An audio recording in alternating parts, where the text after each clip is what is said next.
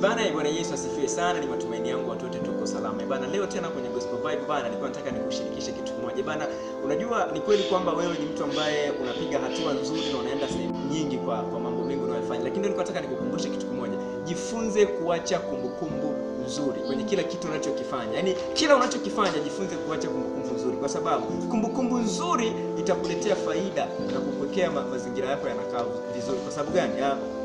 Kuna siku hautohitaji ubora ambao unao, hautohitaji umaarufu ulionao, hautohitaji kitu chochote, lakini utahitaji tu tujue kwamba je, hapa uliacha kumbukumbu gani? Kama ulipita kwenye mji wa mtu fulani ukazungumza nao vizuri, ukawachia kumbukumbu nzuri, watasema bana, fulani aishai kupita hapa, ni mtu mzuri sana. Hebu mpeni huo msaada, hatotuangusha, kwa sababu fulani ni mtu ambaye kila anapopita mara nyingi anazungumzwa kwa kumbukumbu nzuri. Kwa hiyo jifunze kuacha kumbukumbu nzuri, ni alama ambayo itabeba maisha yako na wewe utafika ambapo unataka kwenda.